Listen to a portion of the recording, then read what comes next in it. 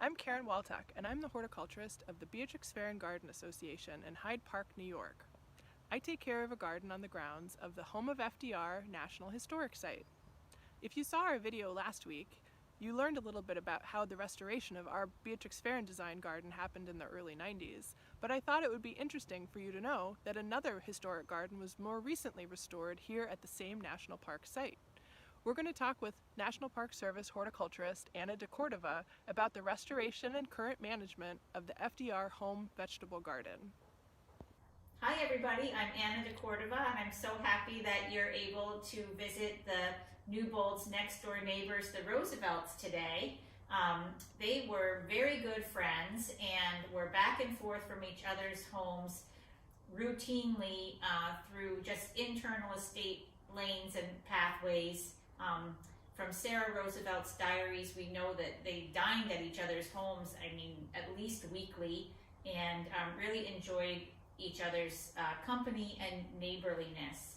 So the Roosevelts had a passion for their garden, which began as a hedge garden that included both the vegetable garden and the flower garden, and evolved to be Sarah Roosevelt's rose garden and flower garden. They moved the vegetables outside the hedge and then continued to expand the size of their produce production until it filled the space that you see now, plus some connecting land between the hedge and the garden. So they really were always on an expansion mode when it came to growing their own food. And like the Newbolds, nothing could be of greater quality or pride in their house and on their table than things that they grew themselves, with, of course, help. The key help being William Plogg, who was their head gardener and landscape manager, and we base a lot of what we grow on two lists from William Plogg's pocket diaries that he wrote in 1912 and 1914, which were his summary seed orders, and then we further inform our growing list with notes in the Roosevelt diaries and household menus and other letters to each other about what's happening in the gardens. So, but those two lists from William Plogg in 1912 and 1914 are very comprehensive and include pretty much any vegetable you could grow from seed in the Hudson Valley, and some that are even a little bit challenging. I want to tell you a little bit about how the garden came to be in the form it is today. Throughout the Roosevelt history, that is the location and basic layout of the garden. A few things have changed. It didn't have a fence for wildlife protection when they lived here, and the path services were not accessible. They were just dirt, and the road alignments were slightly different. But the garden as you see it today is the reestablishment of what the Roosevelts had, and really tells the story of how they lived here through our cultural landscape. It was gone for many years from the property because when the home opened to the public a year after Franklin Roosevelt's death, and the FDR library opened to the public at the same time, there were tremendous numbers of visitors, and the vegetable garden was unnecessary at the time, so that's where the parking lot went to accommodate all of the people who wanted to visit this site. So until we built the Wallace Visitor Center in 2001 and acquired neighboring land to the north, that allowed us to move the parking lot off of the grounds of the Roosevelt Vegetable Garden. And then the task ahead was to raise the money and come up with a plan and really do the best and most kind of historically sensitive interpretation of that garden.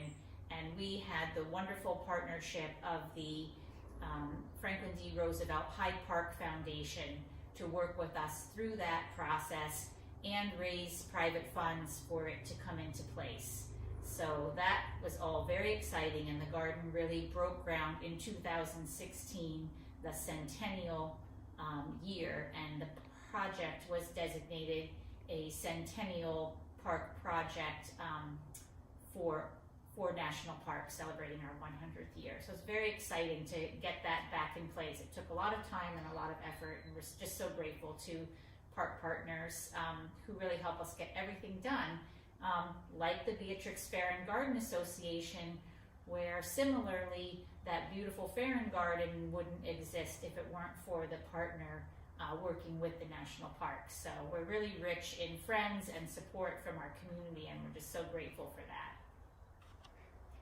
I hope we have a chance to do this again when the garden is really full of food crops. Right now we're in the greenhouse and just planting out our earliest crops. In front of me I have Swiss chard and beets. We grow all heirloom varieties that the Roosevelts grew.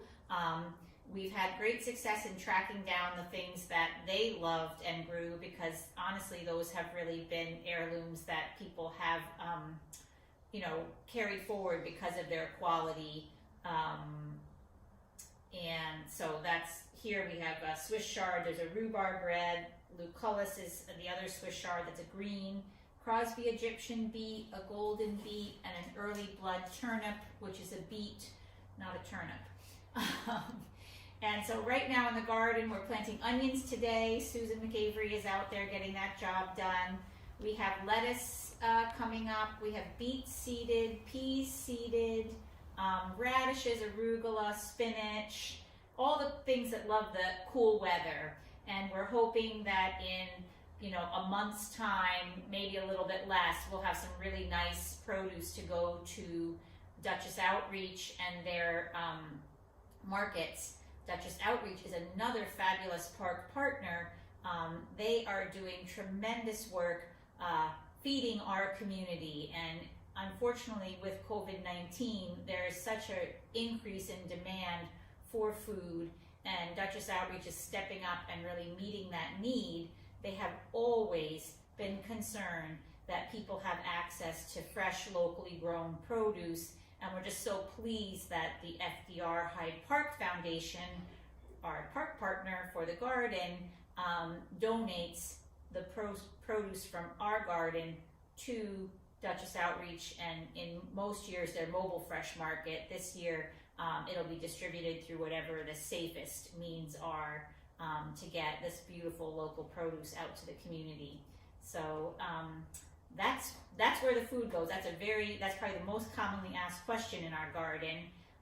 We grow pretty much everything. When you see how large the garden is, you know that the Roosevelts didn't really have to be limiting on what their food choices were. And so if it's something you can grow in a vegetable garden in the Hudson Valley, we have it. Our biggest challenges have been just getting the garden drainage improved and soil health improved, because having been a parking lot for 60 years, you could imagine we had ground that needed to be gained there. But a very Rooseveltian ideal to take care of your soil and be soil conserving. So we're very pleased that the garden has really made great leaps forward, and we're not struggling with any major issues on drainage or nutrition anymore, and the garden soil looks great. We rotate cover crops through the garden all the time. We have a tremendous amount of cover crops planted right now, even things like just peas and oats in the beds that will get, tomatoes, peppers, eggplant, things that are planted later. We're just working on soil improvement in the meantime, and we use clover as the space between beds, so that we're working on soil development while we have a nice firm green pathway to walk on between cropped beds. So I could run down the whole list of vegetables, but just if you name it, we probably grow it. And one of the fun things about visiting here, when you're able to do that again, is just seeing all these wonderful heirloom varieties. And usually, because they were great gardeners, the Roosevelts knew to plant early and late heirloom varieties of a vegetable, multiple different types to protect against losses and pest damage. So really there's variety even within each vegetable group for the most part. And it's just a really fun array of food. Thanks for joining us for Farrand Friends Friday. If you have questions you'd like us to answer about Beatrix Farrand, our garden here in Hyde Park, or anything else in the gardening world, you can send us an email to info@beatrixfarrandgardenhydepark.org. We look forward to hearing from you, and you can also check out what's happening in the garden live on Tuesdays at Instagram at Beatrix Farrand Garden. Every Tuesday at 10 o'clock we'll have a live tour. So we'll see you next week.